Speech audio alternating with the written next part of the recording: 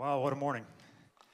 It's kind of hard to preach now. I was 22, 23 years old when I got here, like Pastor Darren said. And he took a chance on me. I probably wouldn't have taken a chance on myself, but I appreciate that. I was thin back then. Lots changed, had some hair. But God did a work in my life here, and they invested in me. And started off with 8 kids in a boom box in the building across the parking lot. And now God's taken our family all over the world and shown us what he wants to do in our lives. And I'm just so grateful God would choose to use me. I just want to encourage you to know also God wants to use your life as well. And I've got a message this morning, but I just keep thinking about, I grew up in America. I've heard the message all my life. Heard about Jesus all my life. Got to go to church all my life. I was pastoring in Carthage, Illinois, and one Saturday my son, Gideon, he says, would you come play with me? And he's probably 6 years old at the time. And I said, I can't. I got to get ready for Sunday morning because I got to preach a message about Jesus. And he said, haven't they heard enough about Jesus? 6 years old. Every week we hear about Jesus, right? But when are we going to hear about Jesus enough that it changes the way we live? When we hear enough about Jesus, it changes what we do with our lives. And we say, you know what, our life is but a vapor. Let's do everything we can with all the seconds and all the minutes we have left in our life to make a difference in this world. You are blessed to be in Fayetteville, Arkansas at a great church with great pastors and great staff. But there are a lot of people in this world that don't have anything. They don't have this.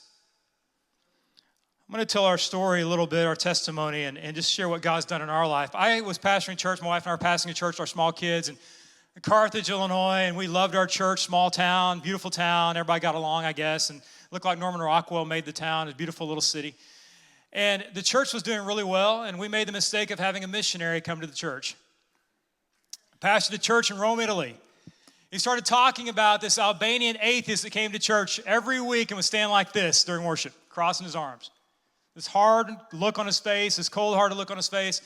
But then one week he looks up and this guy has his hands lifted up in the air and his tears are streaming down his face. And he surrendered his heart to Jesus during worship. And I don't know if it's during that moment, but sometime during that message, God began to speak to Amy and I, and he said, you're too comfortable. You're too comfortable. How do you guys like to be comfortable? Anybody? My idea of comfort is t-shirts, sweatshirts, jeans, shorts. If I could have my way, I'd never wear a tie the rest of my life. No suits. That stuff's awful. I don't want any of that. You know, you can do it. You can love it, whatever. But I don't like that. I want to be comfortable. And God said, it's time. It's time for you to leave this and to pursue the calling I've placed in your life to go into all the world and make disciples of all nations. We sent off for our missions application. We filled it out. And the last day before it's due, we put it in the mailbox. And we stood in our kitchen. We cried, both Amy and I. Because we knew what it would mean once we said yes to Jesus. We knew what it would mean when we said, God, we're going to go and we're going to serve you in Prague, Czech Republic. We knew that it would also do something in our kids' lives. It would change everything for us. We said yes. We arrived in Prague in September of 2012, excited. Americans have a certain optimism about us. We think we can do things. It's just the way we are. Grow up in church, you hear, you can change the world, right? And you believe that. If you step out in faith, God's going to show up and you can see some amazing things, right? We stepped out in faith and it was beautiful for about a day. It felt like vacation for about a day. We're looking around, there's all these old buildings and cobblestone streets and beautiful, all kinds of stuff. There's all kinds of people. And it felt absolutely awful after a few minutes. We sit down to eat our first meal in Czech at a place called Cafe Kalma. And I ordered a grilled cheese sandwich. And the Czech waitress, a few minutes later, brings out a grilled chicken curry panini. And I said, I didn't order that. And she dropped it. She said, that's okay. You'll like it. And walked off from us at that. I'm like, okay, this is going to pretty much sum up our entire experience in the Czech Republic. A few days later, we're at the grocery store. And my little 6-year-old daughter gets in front of this Czech grandma with her grocery cart. And the Czech grandma rams her with her cart and growls at her. How many dads are cool with that? So me being the good Christian that I am, looked at the old woman and went, isn't that terrible? It was so tense all the time. Nobody smiled. Nobody's warm. Nobody's Oklahoma. Nobody waved. None of that stuff. So Amy and I started playing this game on the streets of Prague. If we can make somebody smile, we got points. And everybody looked at us like we're crazy. But I did notice one thing was going on. Like all the old guys and all the men were staring at Amy and smiling back. I said, we're going to quit playing this game. This is not working for me. Because the Czech grandmas weren't even smiling at me at all. There was nothing going on there. So it wasn't a fair competition. It was just really, really hard. Some of y'all have heard our story, but things got a lot worse from there. My son had a dream that we died one night. A couple days later, we're going to be late to pick him up at school, and we called the school, and we said, please tell our kids we're going to be late to pick them up. They told our daughter still doesn't, she's in her own world. She didn't tell her brother, and they didn't tell our son either. And so he's standing at the back gate waiting for us to show up, and we can't get there in time because of a traffic jam. So he thinks his parents have died, and he's 8 years old. He's living in Prague by himself. He doesn't know how he's going to get his sister back to America. That's all he could think about. At the same time, my daughter, her body physically shut down. Her thyroid quit functioning altogether. We had no idea. Didn't realize it because Gideon started to have severe panic attacks every single day of his life. He had to call us from school every day. Mom, Dad, you guys still alive? Are you still alive? For 2 years. For 2 years, we didn't feel the presence of God. Didn't feel God. Like this was not anything in our lives. This is why people have got to know Jesus, and they've got to have the chance to be in the presence of God, because they need to know the God like you know him, right? You need to have that opportunity. That's why we have to plant churches and go where people are that don't know Christ. He had the dream, and she was struggling physically, and we couldn't get anything going with the church plant we were working on, and we had like 12 or 13 people coming to our house at the time, and the Czech church we were a part of said, we want you to quit meeting. So after 2.5 years, our kids are struggling. We're emotionally struggling. We've had more anxiety we've ever had in our life, probably. You drive into Prague, and it feels like a blanket sits on you, like this heaviness just sits on you. And nothing was going right. Amy walks into the store one day, and she tries to grab these eggs, and the egg carton falls over on the side, and the Czech cashier comes out from behind the register and just starts screaming at her in the middle of the store. Anybody had this happen to you over eggs at Target? And she starts saying, you stupid blank blank American, foreigner, whatever she's calling her. And Amy came home that day after 2.5 years of being there and said to me in the kitchen, I hate these people. I want to go home. Missions is glorious, isn't it? You might want to sign up today. Anybody think this sounds great? Our newsletters were awful. There's nothing to talk about. We've done absolutely nothing. Keep sending money. It's incredible. We stood in the kitchen, and Amy said that, and I said to her, I said, we don't have anything. We sold our stuff. We tried to sell our home as an old house in a small town, and nobody wants to buy an old house in a small town. But other than that, we don't have anything left. So we stood there and we prayed. We said, God, we'll stay here as long as it takes because we know that you called us. You know, it's funny how whenever God first called us in Carthage, he said, you're too comfortable. At this point, he didn't say to me, Chris, you're too uncomfortable. It's time to go home. Just because something's hard doesn't mean it's not God. So we're standing there. I said, Amy, we got to do this. This is the last time we've heard from God. This is the last time he spoke to us. We know we're supposed to plant a church in the city. I have no idea how it's going to happen, but we're supposed to be here. So we prayed. And 2 times over the next 2 weeks, we got 2 different words from 2 different people, words of prophecy. If you will come back to Prague, you'll see the greatest harvest. If you'll come back to Prague, you'll see the greatest harvest. So we came home for a year to raise money to start a church. During that year, my son began to overcome some of his anxiety. My daughter grew a foot. Our daughter grew a foot. And the 12 people that used to come to our house found us and said, hey, Jesus told us to help you start a church if you come back to Prague. At the same time, the national church calls us and says, we will not do anything at all to stand in your way. We will support you. We arrive in Prague. The day before we get on the plane, we get a call from the school the kids are going to, and they said, the scholarship is gone. We can't afford to give that to your kids anymore, so we lost our money for school. A day or two before we got on the plane. We arrive in Prague, and the first day back, we get our car back that's been borrowed from somebody that was wrecked and was not fixed properly. And the basement floods with sewer water the very first week back in Prague. Once again, anybody want to be a missionary? The whole basement, brown water. It's terrible, awful. Called the Czech landlord on a Friday, said, would you come fix this? He said, I'll be there on Monday. You guys know that's not a Monday problem. I said, I think you need to come today. I'm like, there's no way he's coming today. It was just really hard. But this time we're like, okay, it's going to be okay. It's going to be all right. God said, if you start the church, I'll bring people. So on October 16, 2016, we started Heart Prague International Church. The night before we started the church, my brother-in-law and my nephew were in a head-on collision, and my brother-in-law passed away in Claremore, Oklahoma. And I thought I was going to lose my nephew. He's more like my brother than his brother-in-law. We had to walk into church that morning, broken, But it all made sense because there was people, 25 people in the room that morning. The very first service. You guys do realize life is quick, right? It matters what you do with the life you've been given. Don't waste your life. So over the months, people kept coming. We had a young man from Tunisia, a Muslim young man, to come in the back of the room, and he listened to worship every time he worked because he loved the feeling it brought to him. We had people get up from the breakfast at the hotel and come to church. We had a Czech family show up one Sunday, and she cries the whole service. She says, "Do you have any idea what happened in this building? This was the hotel the communist officials used to meet at during communism in Czech and determine what would happen to people like us being Christian. You'd go to jail, you'd be executed, you'd lose your stuff, you'd lose your job, you'd lose your education, whatever it was. That happened in the hotel we were meeting at. God redeemed the space.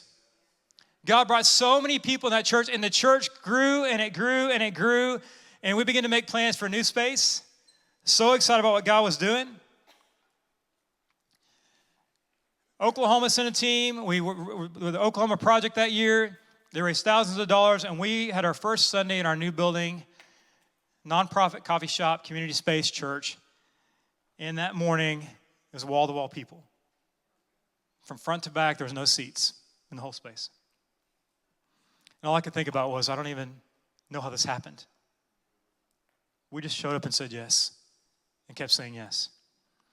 After church, we're looking out, and there's an old man looking through the window. He's probably about 75 years old, looks like Albert Einstein, crazy hair. And Amy waves him in. He comes in, he says, "What is this?" He says, "It's a church. It's a cafe, community space."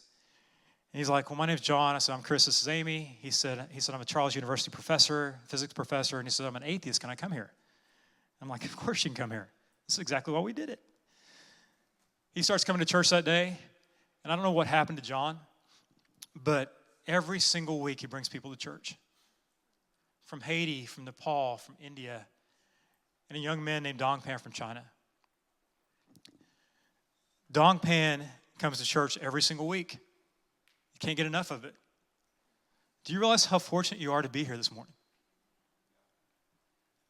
The first time most of those people had ever been to church. A lot of them. He says, "I want to know everything about Jesus." Amy says, "I got a fire Bible I want to give you." And she says, "You can have this." And he says, "I'll read it in 1 month and give it back to you." It takes me a little longer than a month to read my Bible. She said, "No, it's yours to keep." He says, "I'll cherish it forever." He goes to the art museum in Prague, and he looks up, and Jesus is on the cross, or there's a painting of Jesus. And he says, "Chris," he said, "I'm sitting there, and I just felt something. I felt something." And I said, "You felt the Holy Spirit. You felt the presence of God looking at a painting of Jesus in the Prague Art Museum." I don't know what happened to Dongpan because COVID hit Prague at that point. We didn't get to have service except for like once in a year in the building. But after that, we heard that John said to us, he said, "I don't know if it's too late for an old man like me to change, but you sure have that love part down. I never felt more loved in my entire life than I've felt at church." Church, may we get that love part down. May we really understand it. I'm going to show a video here in just a moment about what God's done in Prague, and Amy's going to come share just briefly. I just want to say thank you to Darren and Debbie for loving me so many years. They let me live with them for a couple weeks when I moved here. We had the craziest team. It was dysfunctional, but good. Had wrestling matches in the staff meetings and drove a van that the carbon dioxide came up to the floorboard, and I was always so relaxed driving that van for some strange reason. Darren took me on some of the crazy, Pastor Darren, took me on some of the craziest ministry field trips in the city. Saw some things, saw a lot of things. It was interesting. I'm so thankful that somebody took the time to invest in my life.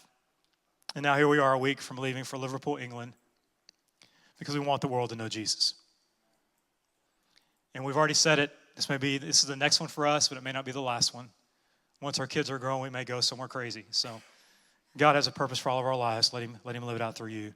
Here's what God has done in Prague. There's been over 100 nations visit the church in Prague, and God is continuing to bless that church. They just started their third service, the Ukrainian service in Prague.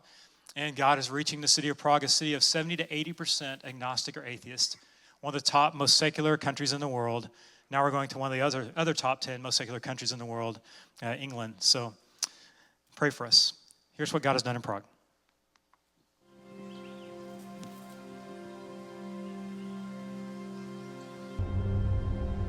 The first time we stepped off the plane into Europe was the first time we'd been there. I'd never been on a missions trip. That's crazy. You became a missionary and you'd never been on a missions trip. We moved to a country we'd never been to people we'd never seen. We'd never actually been to Europe. We stepped off the plane that day. Really optimistic Americans that thought we were going to be able to plant a church in about 5 minutes or, at least 6 months. And that didn't really happen. Started the church with 12 people in an amazing old communist hotel in Prague. And the first Sunday there were maybe 25 people there. And so in spite of Chris and I, it grew and it grew and it grew. And we saw people from all over the world come to church.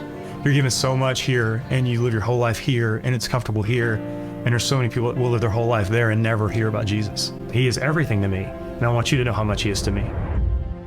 I'm Chris Hale. And I'm Amy Hale. And we plant churches in Europe. Chris and I moved with our 2 small children to Prague in 2012 to plant a church. And we planted Heart Prague. It took us 5 years to finally plant a church. It was a little more detailed than we thought, a little harder than we thought.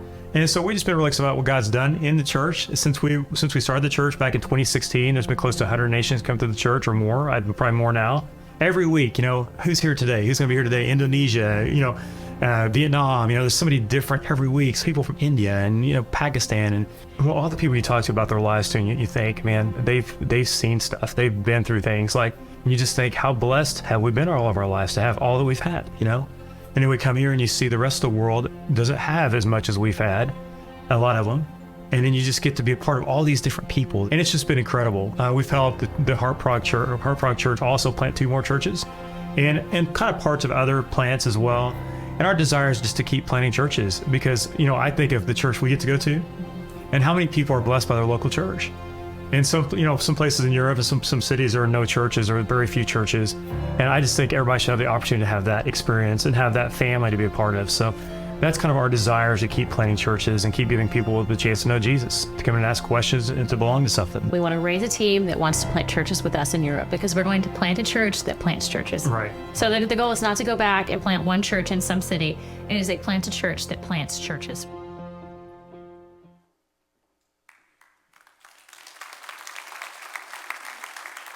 We show that every week, and I'm so thankful we stayed.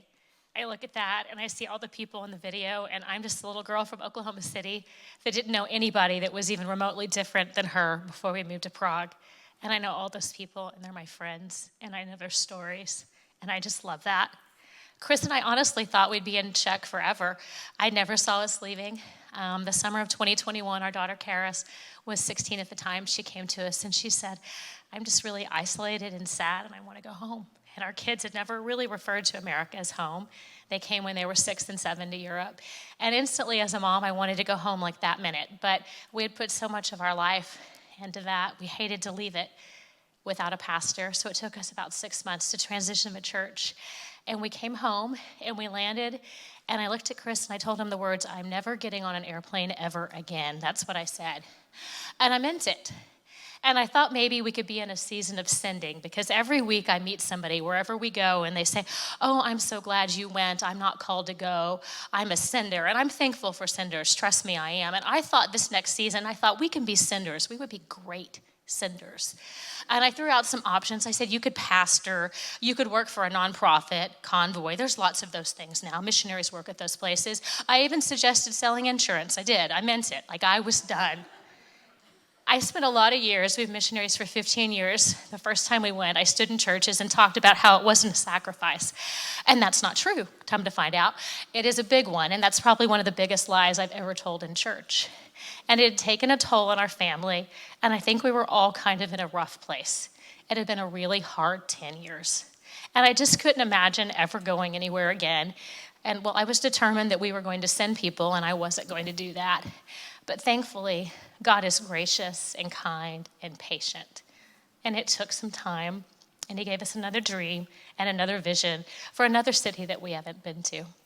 So next Saturday or Sunday, we will start the journey to get on a plane in New York with our 2 college-age kids that are going back with us to Liverpool, England. They're going to go to university and help us plant a church.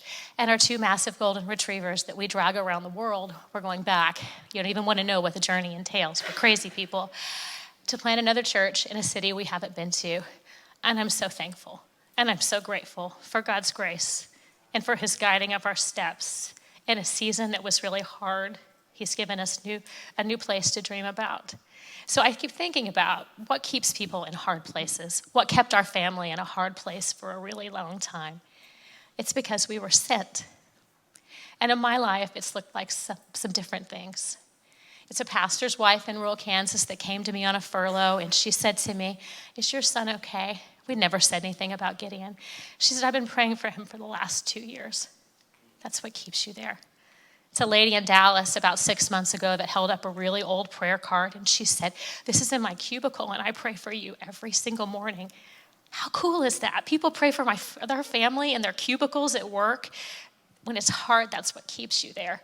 You think it's a small thing to take a missionary's prayer card. It's not. It's a really, really big deal. I didn't realize what a big deal it was 15 years ago, but I'm telling you, please come get my prayer card today. Pray for our family. Please do. It's huge. You may think it's small. It's a lady named Bertha Ruiz that lives in North Carolina. I've never met her. She's retired, and she drives an ice cream truck to support missionaries, and she supported us for 15 years. When you want to go home, you think about Bertha Ruiz. It's a really big deal. It's a bivocational pastor that doesn't get a salary from his job, from the church, so his church can support missionaries. When you want to get on the plane and the days are bad, you think about him. You think about all of the partners that got you to a place that pray for you daily, and that's why you stay. It is a really big deal to be sent. Things like that video don't happen just because Chris and I get off an airplane and determined to stay. Yeah, it's part of it. Things like what happened on college campuses with Kyle and Heather don't happen just because they show up. No, it's more than that. It's because people invest whatever they think. They may think it's small. They invest their time, they invest their money, they invest their prayers, and they send us. That's how stuff like that happens. So I just want to say thank you. Thank you for 15 years you've been sending the Hale's family. When we were young and dumb and didn't have a clue, you sent us for the first time. And we are maybe only slightly more wise this time as we go. But I just want to say thank you. Thank you. Thank you from the bottom of our hearts. It's an absolute honor to be sent by all of our partners in our churches. Thank you for investing in our family. We are so grateful.